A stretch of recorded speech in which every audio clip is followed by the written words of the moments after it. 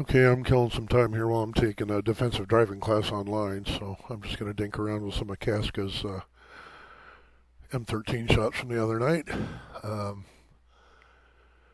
Play around in PI. We don't have any calibration files, so no worries. I'm just going to play with it anyway. I'm going to do a lot of pausing because some of this shit can be a little lengthy.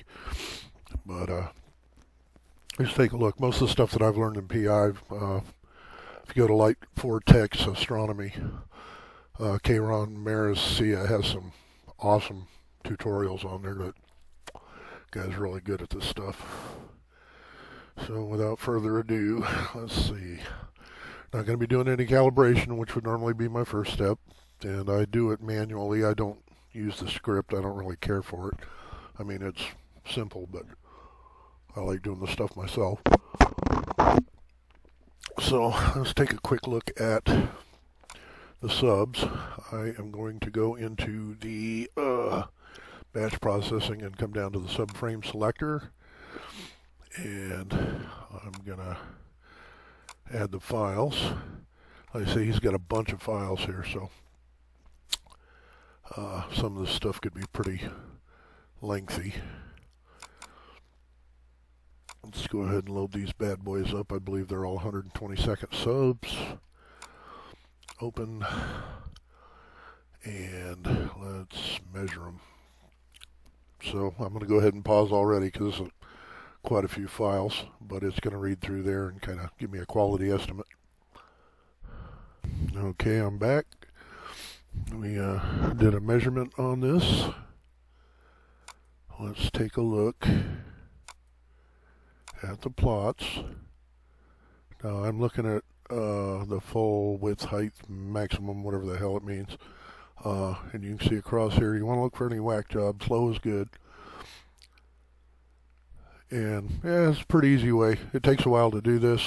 Normally I'd use the preview mode nebulosity, and it works pretty quick, but this is actually doing it scientifically and a little better than my eyes. So anyway, low is good. So if I want to kick anything out, all I got to do is click on it.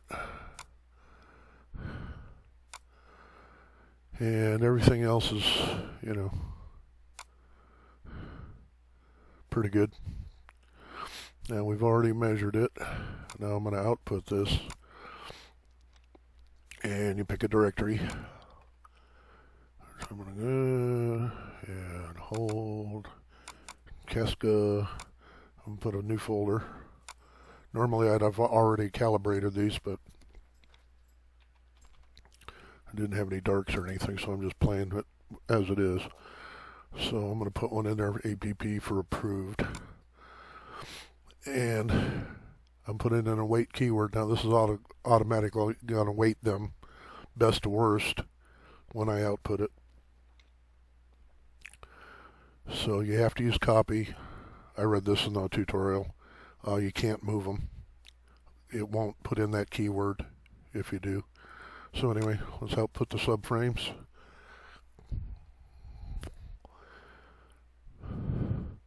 Again, this would normally be done after you calibrated them, but before you register them. It just saves a little time. If you got a bunch of bad subs, you'll know right off the bat, and it's automatically just kicking out the really bad stuff. And then it's weighting the rest of them as, like I say, from best to worst. I'll go ahead and pause for a second. Oh, never mind. Okay, I'm done. Dismiss it. Okay, now we're going to register them. And you want to do this before you do any local normalization or anything like that. So we're going to look at a file. And we're going to go to approved. And I'll just pick one here. Add files.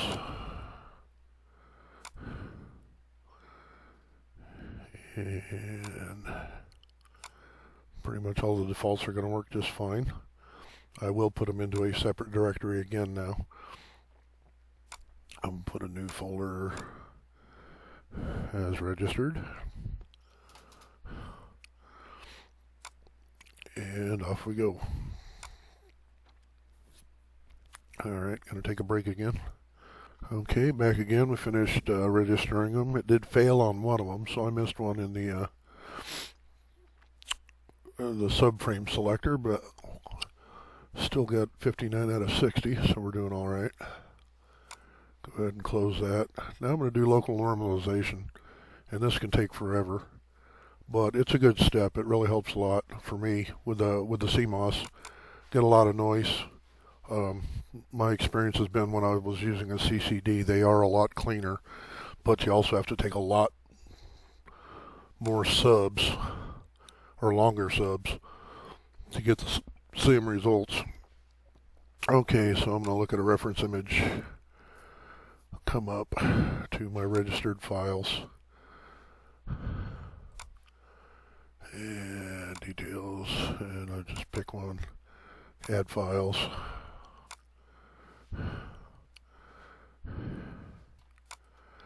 Open them.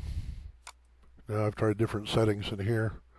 I'll go ahead and pop that one up, take this up to about 256, and again, no rhyme or reason. This is just stuff that I've seen in tutorials myself. So we're there, and I just let them go into the same directory.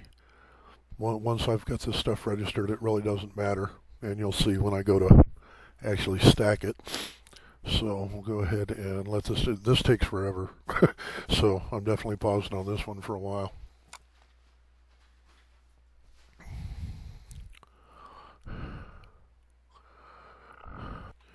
Okay, so I finished the local normalization, and that did take a while. It's quite a few files.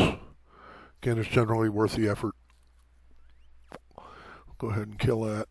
So it is time to stack some stuff. Now you see I've got a lot of stuff saved, a lot of my processes saved. That makes life a little easier. I've got this one set up. Let's see, I'll show you. Let's add the files. Okay, we're in reg app, or app reg, okay.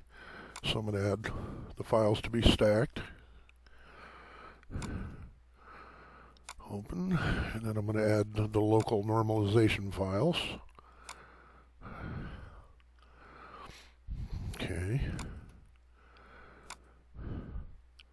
So for the image, I got an average, choosing local normalization. Weights, this is where we're going to come in and use that fits keyword. SS weight. I'm not doing drizzle. Using Winsorized Sigma clipping. And this, you got a lot of different choices here. For a large amount of subs, the percentile works good. Winsorized works good. That's just something you can play around with and see what works best for you. On a large, like I say, a large amount of subs here, I just use Winsorized. I'm using local normalization. And then 4 and 3, I'm going to go ahead and pop this to 3. Take a little bit more off the bottom. And that's it. We're going to have a stacked image. I'll go ahead and get this fired up. And off it goes. This goes a little bit quicker. I'm using an old i5. This thing's about 4 years old, and I got 8 gigs of RAM. And other than the local normalization, most of the stuff goes pretty quick. And calibration goes really fast. And then registration and all that. This will take a little while. Normally I don't do 60 files at a pop. When I'm doing LRGB or whatever, 3 channels, 4 channels, I'll do each one individually and register each one individually. And then once I've stacked all of them and I have them on the screen, then I'll register them all to one image. And I found that it lines the stars up way better than trying to register all of them together. And again, it depends on how good your images is as far as the guiding and everything else. But I found with the color images, once you do combine it, you'll get a lot better results if you stack each channel separately, then register them and combine them. All right, going for another break here. Okay, it's about ready to spit it out here. We'll see if I did this right for a change. And Give it just a minute here. It's doing the final part of the stacking here. I say it's a lot of files. Usually I'm doing 20 or 30 per channel usually. It depends on the night. I've been having such crappy weather, I haven't been doing much of anything lately. But and I don't do a lot of long-term stuff either. I don't, shoot the same target all week. It rarely happens. I'm kind of in and out of here a lot with my job, so it's kind of a one-night wonder. I'll try and shoot one target in one night. Sometimes it works, sometimes it don't. I've got a G11 in my backyard that pretty much stays there, so I can set up pretty quick.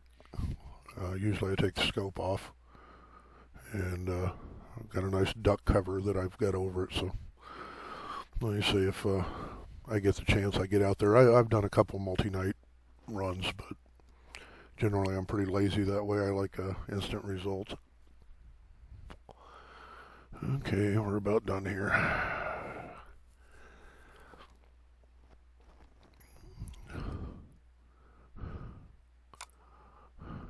Still waiting on my traffic school here.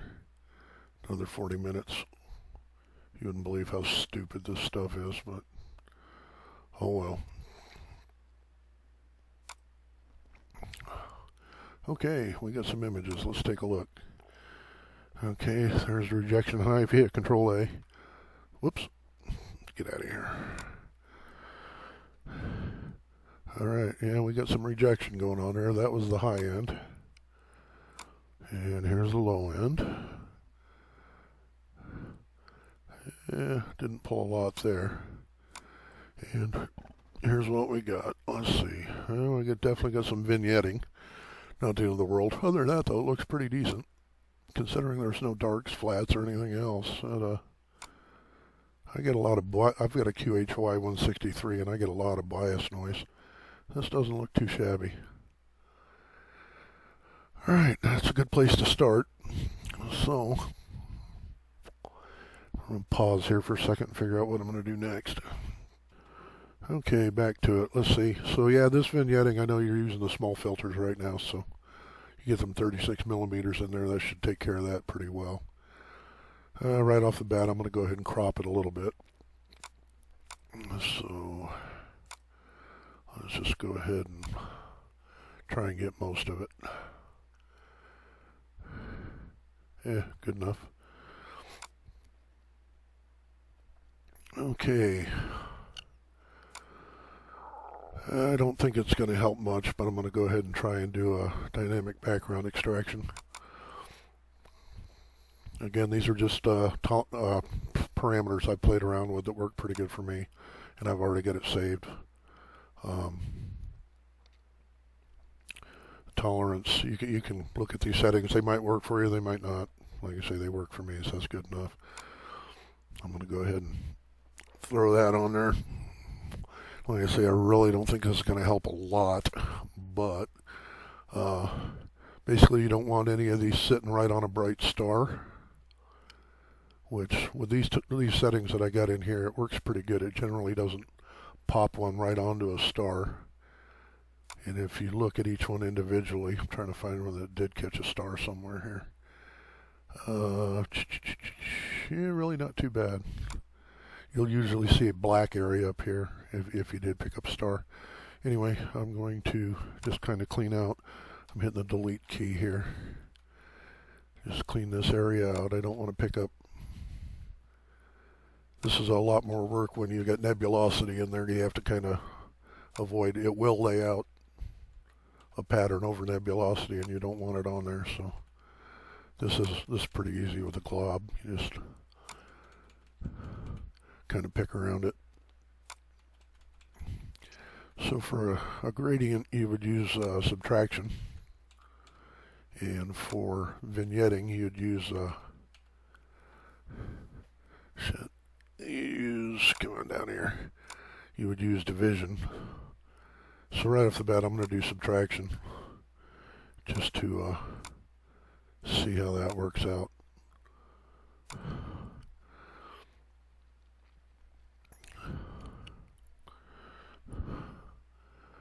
Yeah, not too bad. Now we can try division 2 and see if that.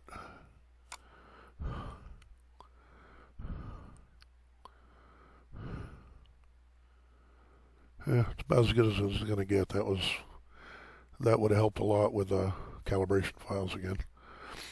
So we've done our dynamic background extraction. Holy crap, that's loud. Okay, so there we're looking at it. Now we're still in the linear state, which means it's fresh out of the camera.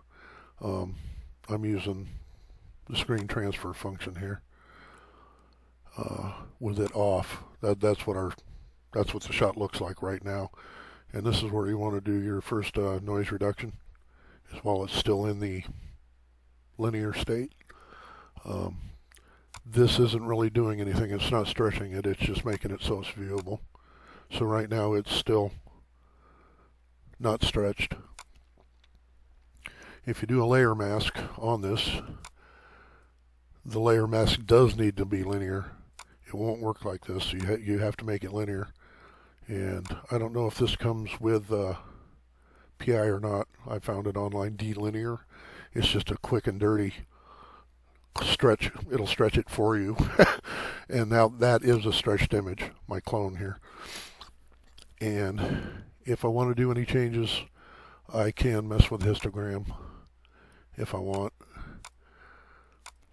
And what I want is to protect the stars and not protect the background. So that looks good. Okay.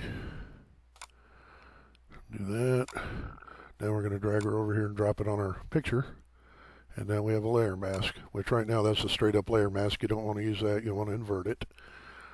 So we're going to have an inverted layer mask. Right now it's protecting the background. We want it to protect the stars. And then I just shut it off so it's not so annoying. I've got a couple 100 different noise routines. I'm just going to, this is a multi-scale linear transform. Big pixels, little pixels, smaller pixels. Again, there's a million good, what I'd call tutorials out there how to set this up. I've just played with a bunch of different settings. What works for me might not work for you, etc. But let's go ahead and drop this on here. You want to do this while it's still nonlinear. That way, when you do stretch it, you're not stretching noise. You're knocking some of the noise out right out of the bat. So, okay, so I've done some noise reduction now, and it's looking okay.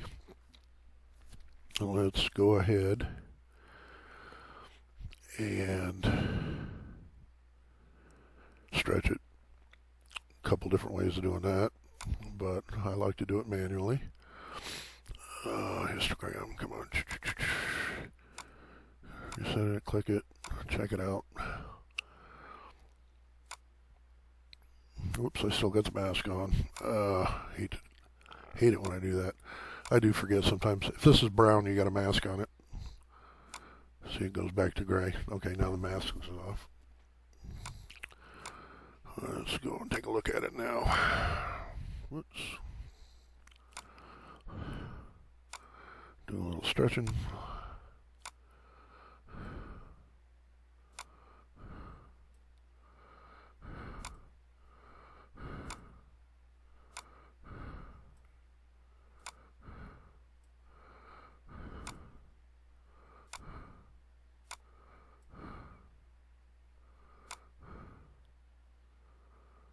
Well, this is all up to you.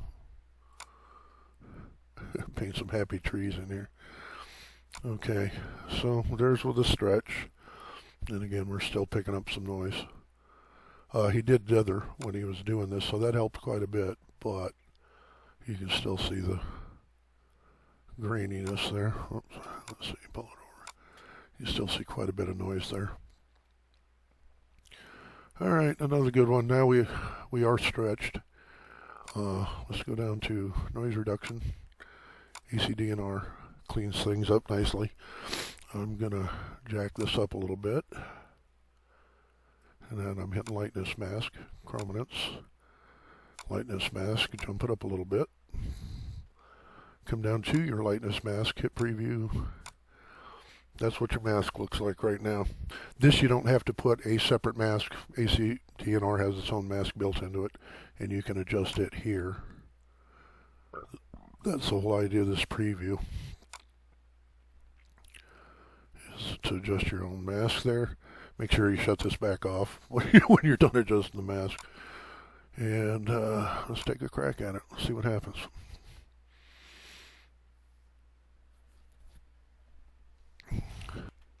Okay, did a little noise reduction there. And it's looking pretty good. This is going to end up going into Photoshop anyway. I still use Photoshop quite a bit. Alright. Yeah, hang on a second.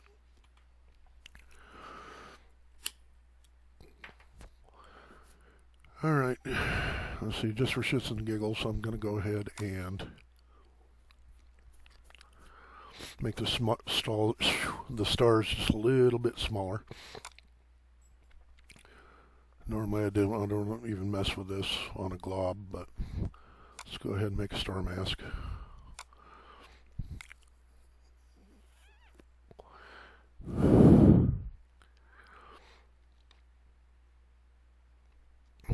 Just showing some different stuff. I would do this on, like, my narrowband images. I'd usually, knock out some of the stars.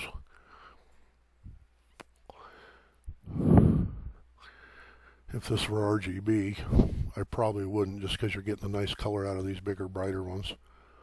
Get some nice color. Narrowband, yeah, stars can be pretty ugly sometimes anyway, so it kind of depends on what I get out of it.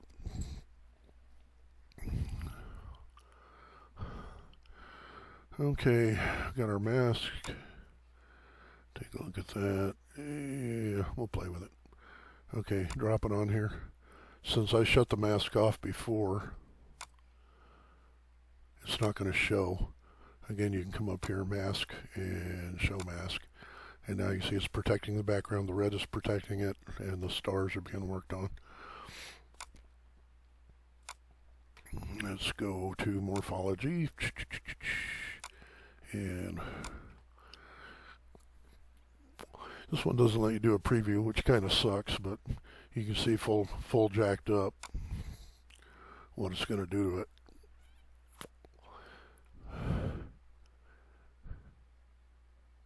And didn't do much. Let's see.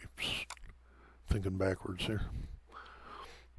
Let's bring it over here and see what happens.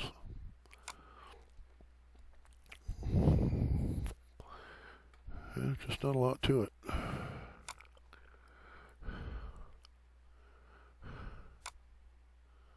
There's an erosion. Let's see. Let's just go with this.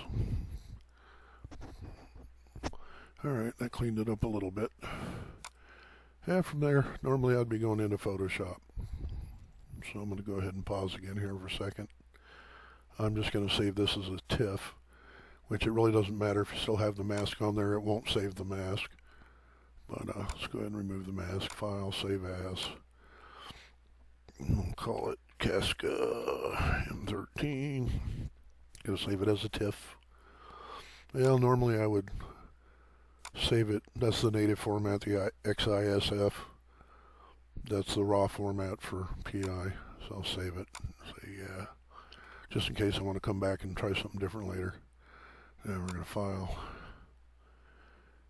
Save as Cascative. And make sure, because it will save it as another XISF. Whoops. Come on, you fucker. Save as Cascative.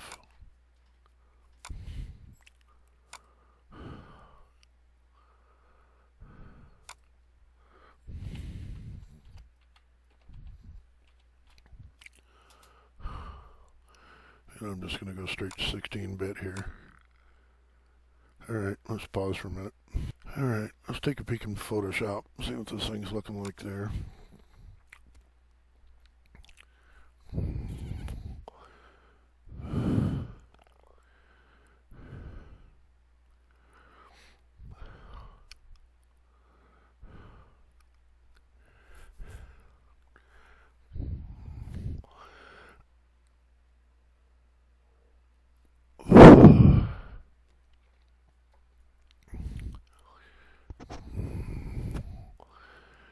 Okay, file, open. There's my M3 from the other night.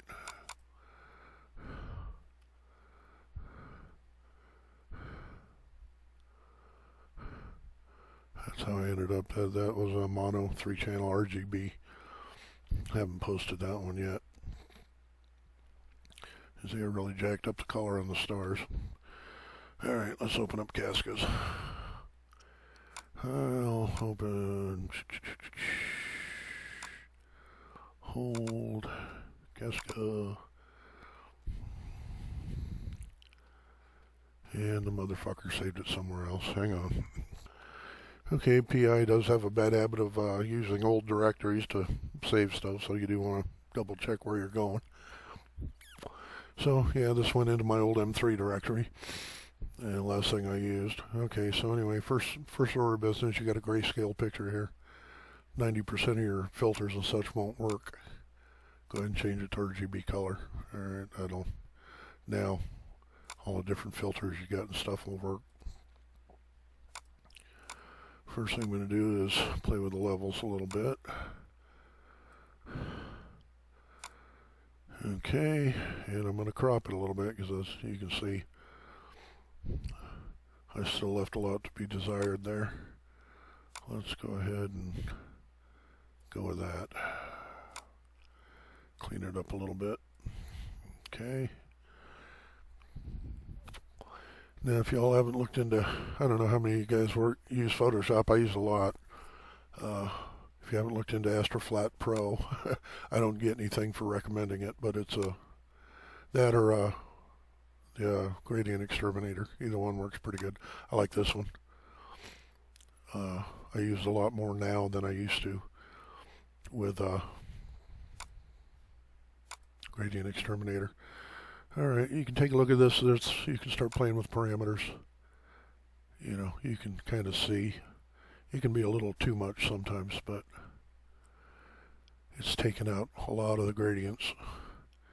And you can do dark noise reduction. I don't really care to. I just assume the only thing I generally play with is the smoothness. And as you bring it over here, it's doing less, and over here it's doing more. So find a little happy spot. Take a look at it. Okay, it's basically doing a gamma adjustment. You could do the same thing in exposure. If you're not using something like that, if you want to flatten out the background more, you can come in here and play with your offset. And this will hide a lot of gradient in the background. And then you can come back in here and adjust your levels. And it'll, like I say, it'll take out a lot of variations. That's looking pretty clean. Alright, let's see. I think we did whack a lot of the noise pretty good already, but you see it's not in too bad a shape. Let's go ahead and play with a couple different things here. Now I've got some Topaz plugins that are kind of pricey. Very good shit. Again, if you're using Photoshop a lot. Topaz Clarity and Topaz Denoise are both worth the money. I normally use Topaz Denoise. And I've got the Nick plugins from Google over here that I play with. Vivisa's a good one. Viveza, whatever you want to call it. Is a good one to play with for, again, color images. This is a good one for pulling out a lot of nebulosity and stuff like that. If you come into the structure here, we'll do some pretty cool stuff. You'll see here, it's not going to do a whole lot to a glob that's going to do anything good. This is more for nebulosity. You can play with your saturation, play with the warmth is a nice one. Shadow adjustments, you can come in here and, you know, play there. Just take a look at it. Now it automatically puts itself into a layer mask. So that's kind of handy because you can come up here to your opacity and say, well, you know, too much, too little. You can sit here and play with it. That looks pretty good. Flatten it. Normally the first thing I do is noise reduction. This ain't that bad in the first place, but if you're not, I've got a bunch of plug-in or actions that I've already done myself, plus a bunch of stuff I bought. You can record actions. I've got one to do a layer mask. If I want to do a layer mask, it's already recorded, and that's going to give me a straight up layer mask. If I want to invert it, it's just Control I and you've got an inverted layer mask. Speeds things up. From there I'll usually go in and adjust the levels on the mask itself, and right now it's working on the background, protecting the black because it's inverted. If you haven't built a layer mask before, pretty easy money. Okay, we're back to this is just our standard picture. If you want to make a layer mask, you just right click this, duplicate it. Okay, now you get your background copy. Gonna come up here, do a layer mask, hide all. Okay, anytime you want in and out of this mask, you need to use Alt click. Once you come out of it, that's not going to work. You need Alt click to get into it. All right. So what I'm going to do is take a copy of this. Oops, let's see. Blah, blah, blah, blah, blah. Now I'm going to take it. It's been a while. I always use the actions. What the hell am I doing here? I want to copy. Oh. Control A. Like I said, it's been a while. Control C. That copies everything. Okay. Come up here and Alt click. And Control V. There. That's a regular layer mask. If you work on that right now, it'd be working on the stars and protecting the background. We want to do just the opposite, so we're going to hit a Control I. Now we're protecting the stars and working on the background. Again, come in here and adjust your levels. So we're protecting the stars really well. And then we can back off here. We want to work on the background. We're going to be working on the white here. Okay. Got that set up the way we want it. Now click here. Now anything we do is going to be working on the background. So I'm going to come into my filters. This is Topaz right here. I'm going to hit Topaz Denoise. Now you can use all of Photoshop's noise routines and do the same thing. Do a layer mask and then do them. Dust and scratches is a pretty good one. On this, like I said, I'm just used to using this, so I'm going to give it overall strength and then go after the shadows even more. And again, this is in a layer, so I can come back and play with the opacity after the fact if it, so I'm not too worried about how drastic I make it because I can come back and turn the opacity down anyway. Okay, see that's almost getting a little blurry-ish, but what you can do now, like I say, you can come up here and look. There's with no noise removal, and I want to bring it just to where it's just taking it out. Good enough, drop it.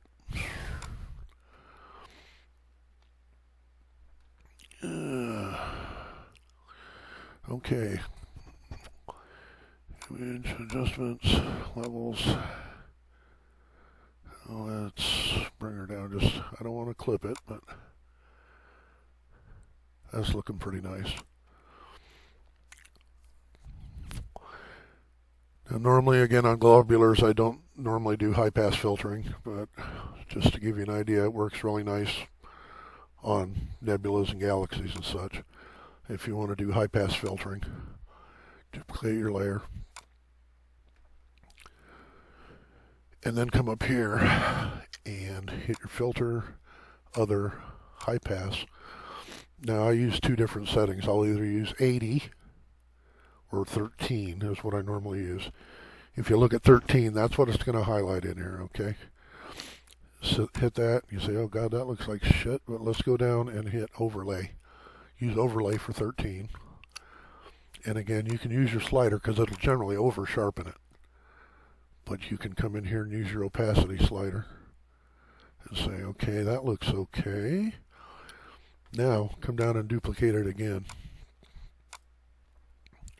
Okay, filter, other, high pass. Now I'm going to use 80.